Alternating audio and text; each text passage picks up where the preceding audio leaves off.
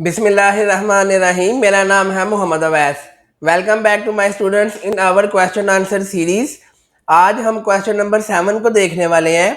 उससे पहले ये क्वेश्चन आप भी हमसे पूछ सकते हैं और उसका भी हम इसी तरीके से डिटेल में एक वीडियो एनालिसिस करके आपको प्रोवाइड कर देंगे। अगर आप मेरे से कोई भी क्वेश्चन पूछना चाहें तो नीचे कमेंट सेक्शन में मैसेज करके पूछ लें या डिस्क्रिप्शन में एक लिंक अवेलेबल है, वहां पर भी आप अपना क्वेश्चन मुझे सबमिट करवा सकते हैं। तो चलिए अल्लाह का नाम लेके आज की क्लास का आगाज करते हैं। सबसे पहले देख लेते हैं कि आज का क्वेश्चन क्या है और भाई ने हमसे क्या पूछा है। उन्होंने बोला है कि मेरा नाम नहीं लेना, तो हम नहीं लेंगे।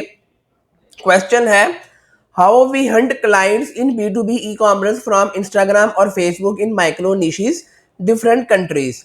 इनका क्वेश्चन है कि हम B2B के लिए किस तरीके से क्लाइंट फाइंड कर सकते हैं और फेसबुक और इंस्टाग्राम को यूज करके हम डिफरेंट डिफरेंट कंट्रीज के क्लाइंट्स कैसे फाइंड कर सकते हैं।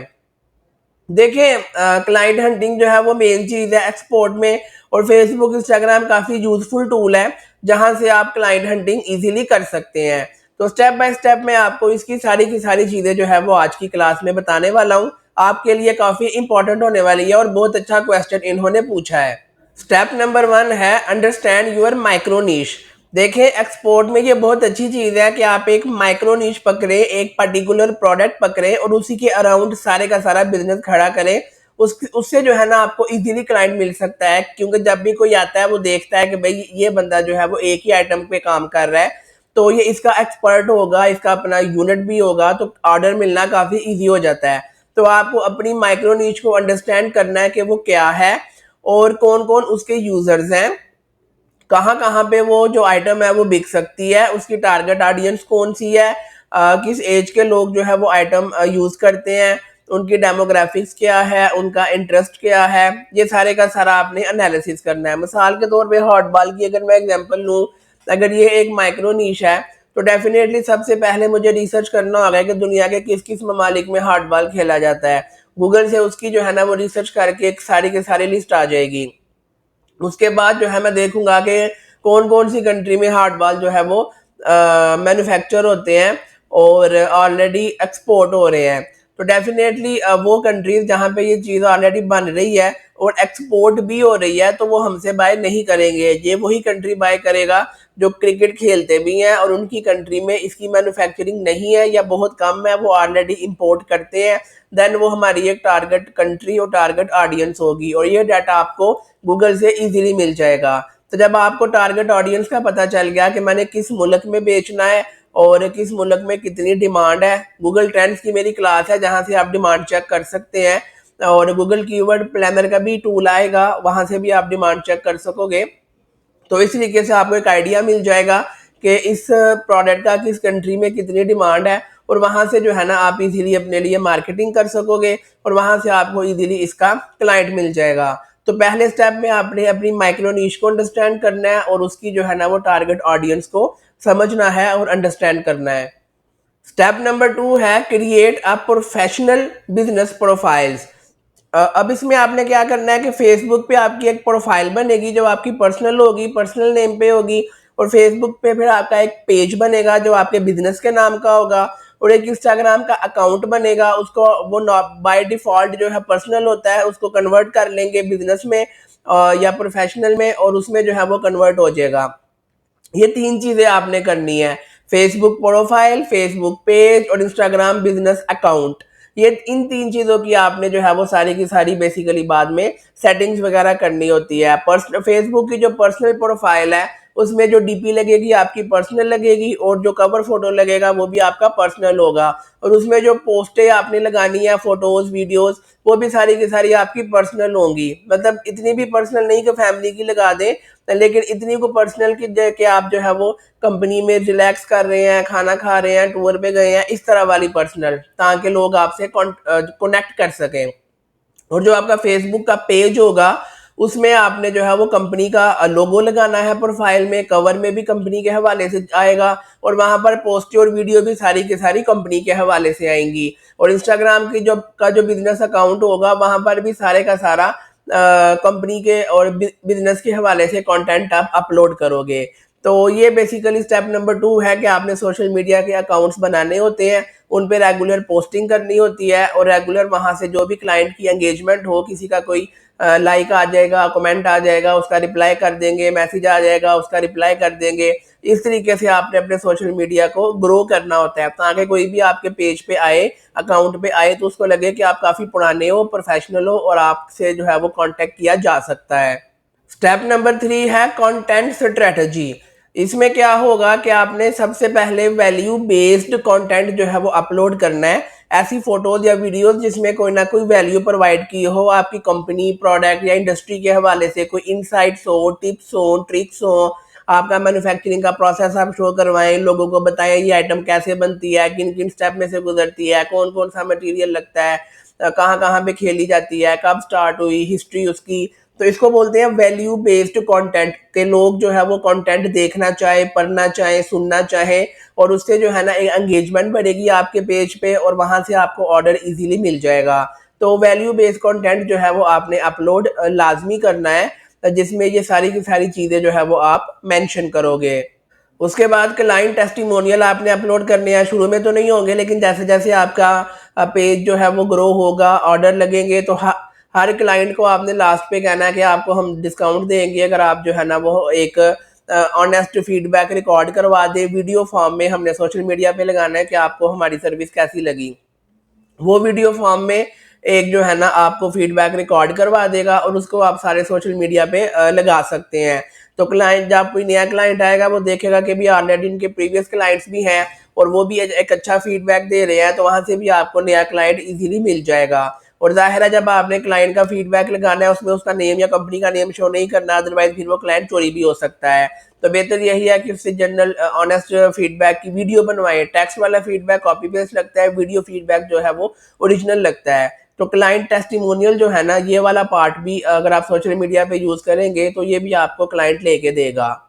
इसके बाद बिहाइंड द सीन कुछ आपने जो है वो ऐसे मोमेंट्स भी दिखाने होते हैं कि भाई हमारी जो मैन्युफैक्चरिंग फैसिलिटी है और या वीडियो शूटिंग हम करते हैं तो उसके जो है ना वो करने के दौरान क्या क्या चीज़ें होती हैं। तो बिहाइंड द सीन भी कुछ चीज़ें दिखाएं, कंपनी का प्रोसेस, मैन्युफैक्चरिंग का बिहाइंड द सीन, ज़रा पॉजिटिव वे में रह के, हल्का सा फनी वे में रह के। तो बिहाइंड द सीन वाले भी जो है ना वो आप क्लिप्स डाल सकते हैं और वहाँ से भी आपकी जो एंगेजमेंट है वो बढ़ेगी और लोगों को लगेगा कि आप रियल बंदे हैं और बिहाइंड द सीन भी आप दिखा रहे हैं। तो ये स्ट्रेटजी भी अच्छी रहती है। उसके बाद है नीश स्पेसिफिक हैशटैग्स। आपको अपनी नीश के हवाले से जो है ना वो जो रेलिवेंट और स्पेसिफिक हैशटैग है वो रिसर्च करने होंगे और वो आपको अपनी पोस्टिंग में यूज़ करना होगा ताकि कोई भी आपकी आइटम के हवाले से रिसर्च करे या हैशटैग यूज़ करे तो आपकी पोस्टें जो है वो सारी की सारी उसको वहाँ पे शो हो। तो आपकी इंडस्ट्री या आइटम के हवाले से जो भी हैशटैग होंगे वो आपको सारे के सारे यूज़ करने होंगे और उसके लिए जो है ना पेड टूल्स भी अवेलेबल है, फ्री भी है, गूगल से आपको मिल जाएंगे। इनफ्लेक्ट के नाम से टूल है, और भी हैं, कुछ फ्री है कुछ पेड है। वहाँ से आपको इंस्टाग्राम के जो हैशटैग है जो मोस्टली यूज़ होते हैं वहाँ से आइडियाज़ मिल जाएंगे, या वैसे ही आप हैशटैग डाल के इंस्टाग्राम के अंदर भी फ्री में जो है वो सर्च बार में जाके आइडियाज़ ले सकते हैं और वो आपको फिर अपनी पोस्टिंग में यूज़ करने चाहिए। तो आपकी पोस्ट जो है ऑर्गेनिकली ज़्यादा रैंक होने के चांसेस होंगे। स्टेप नंबर 4 है एंगेज्ड विद टारगेटेड क्लाइंट्स। क्या आपके जो टारगेटेड क्लाइंट्स हैं उनके साथ आप कैसे एंगेजमेंट करोगे। उसमें सबसे पहले आपने आइडेंटिफाई करना है कि आपकी टारगेट ऑडियंस है कौन सी, वो आपको हैशटैग से मिलेगा। आपकी जो भी प्रोडक्ट है, मिसाल के तौर पे हार्डबॉल है तो hashtag hardball, hashtag cricket, hashtag sports, इस तरह के मिलते जुलते जो है वो हैशटैग आप यूज़ करोगे। उससे नीचे आपको अकाउंट्स मिलना शुरू हो जाएंगे, पोस्टें आना शुरू हो जाएंगी। उनको ओपन करके चेक कर लें कौन सा अकाउंट या कौन सी पोस्ट जो है वो आपकी टारगेट ऑडियंस में है। मोस्टली पाकिस्तान के होंगे लेकिन अब बाहर के भी आपको उस तरीके से मिलेंगे।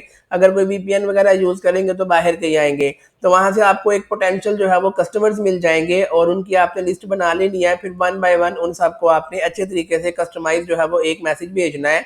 मैसेज हमेशा कस्टमाइज होना चाहिए, ऐसा नहीं होना चाहिए कि आपने एक मैसेज लिखा सबको वही भेज दिया। देखने वाले को लगेगा कि यार इस बंदे ने एक मैसेज लिखा है और 100 बंदों को भेज दिया, तो वो फायदा नहीं होगा।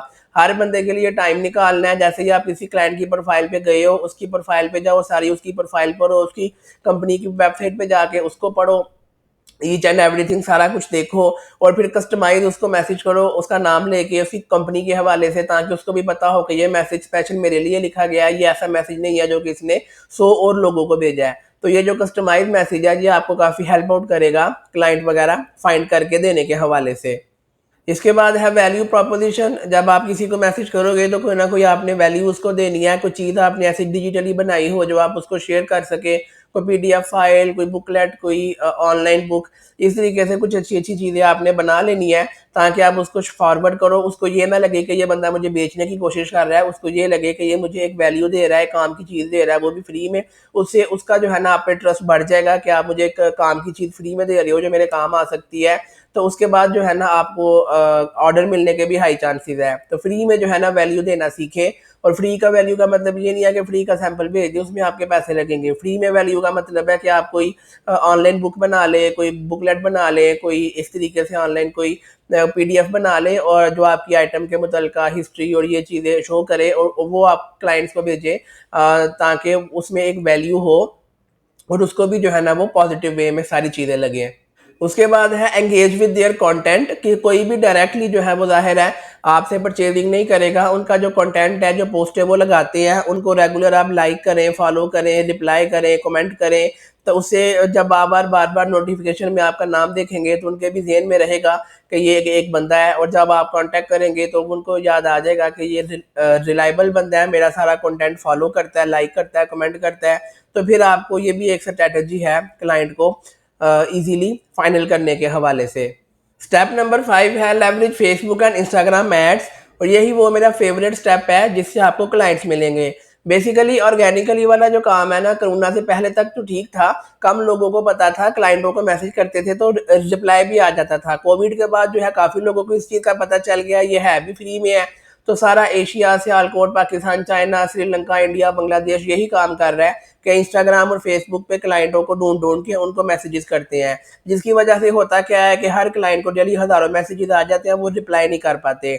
आपको अगर व्हाट्सएप पे रोजाना 1000 2000 मैसेज आ जाए तो क्या आप हर बंदे को रिप्लाई कर सकोगे? नहीं कर सकोगे। तो बाहर के लोगों के साथ भी यही हो रहा है कि डेली जो है ना वो हज़ारों मैसेजेस आ रहे हैं, जिसकी वजह से वो रिप्लाई नहीं आता। तो बेस्ट वे यही है कि बजाय ऑर्गेनिकली क्लाइंट फाइंड करने के आप इन ऑर्गेनिक वे में जाए, जो कि एडवर्टाइजिंग है।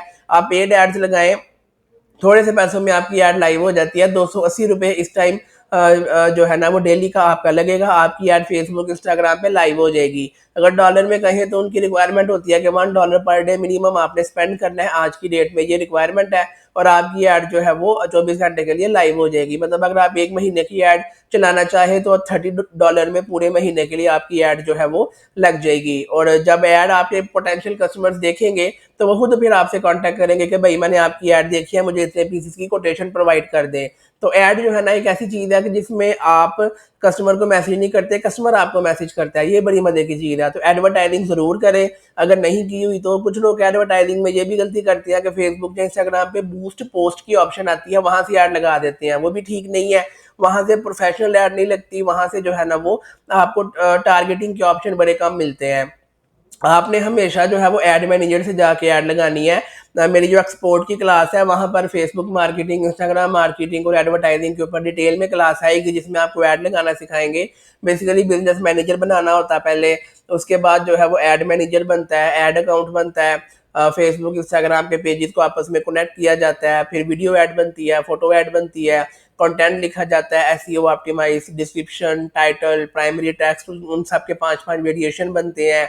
उसके बाद ऐड टारगेटिंग रिसर्च होती है। ये सारी चीज़ें करने के बाद जब आप जो है ना वो ऐड को लॉन्च करेंगे तो वो वाली ऐड एक ऐसी ऐड होगी जो कि आपके लिए काफ़ी इफेक्टिव होगी और आपको अच्छे अच्छे जो है वो रिजल्ट्स ला के देगी। तो एडवर्टाइजिंग फेसबुक इंस्टाग्राम पे लाजमी करें अगर ऑर्गेनिकली आपको रिप्लाई नहीं आ रहा तो, क्योंकि बगैर एडवर्टाइजिंग के क्लाइंट फाइंड करना आजकल के दौर में बहुत मुश्किल है। स्टेप नंबर 6 है join relevant communities and groups. आपकी जो भी प्रोडक्ट है, जो भी इंडस्ट्री है, उसके हवाले से ग्रुप्स बने होंगे, पेजेस बने होंगे, कम्युनिटीज वगैरह बनी होंगी, उनको जाके सर्च करें, उनको फॉलो करें, उनमें ऐड हो, और वहाँ पर भी जो है वो आप रेगुलर बेसिस पे पोस्टिंग कर सकते हैं। वहाँ पर ये पोस्ट नहीं करनी कि मैं ये बनाता हूँ, ये मेरे से खरीद लो, ऐसे लोग नहीं खरीदेंगे। आपने इस आइटम के हवाले से यूजफुल कंटेंट वहाँ पे देना है जो कि उनको वैल्यू बेस लगे। वहाँ से भी कुछ लोग आपसे कांटेक्ट करेंगे कि भाई ये चीज़ हमें चाहिए, आप बना सकते हो। तो इस तरीके से जो है ना मार्केटिंग करनी होती है कि मार्केटिंग ना लगे, कुछ वैल्यू बेस्ड कंटेंट दो, नीचे छोटा सा लिख दो कि भाई अगर आपको ये चीज़ चाहिए कस्टमाइज तो हम प्रोवाइड कर सकते हैं। तो इसी तरीके से जब आप वैल्यू दोगे तो अगले को थोड़ा आपके ट्रस्ट लेवल बनेगा और वो आपके साथ जो है वो बिजनेस एक्टिविटी करना चाहेगा। तो ये जो ग्रुप्स होती हैं यहाँ से आप फॉरेन कस्टमर्स को काफ़ी इजीली फाइंड कर सकते हैं, लेकिन वैल्यू बेस्ड कंटेंट जो है ना वो आपका कस्टमर फाइनल करेगा। तो ग्रुप्स और कम्युनिटीज फेसबुक और इंस्टाग्राम पे आप ज्वाइन करें, यहाँ से भी आपको इजीली जो है वो कस्टमर मिलने के हाई चांसेस हैं।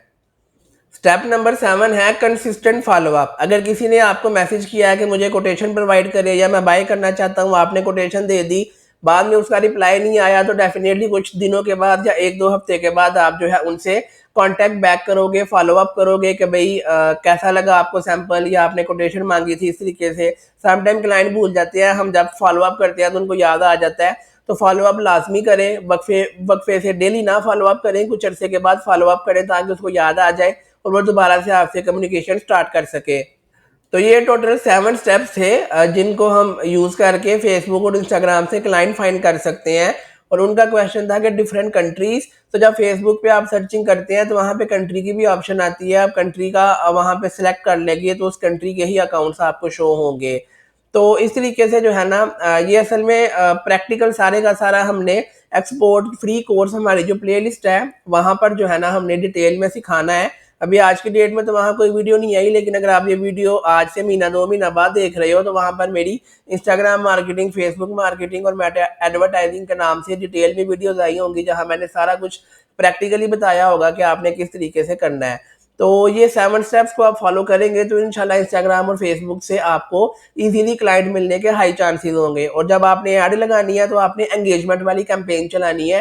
एंगेजमेंट वाली कैंपेन का मतलब होता है कि क्लाइंट का आपको फेसबुक और इंस्टाग्राम पे मैसेज आएगा कि मुझे इतने पीस की कोटेशन प्रोवाइड करे, वो सबसे बेस्ट होती है।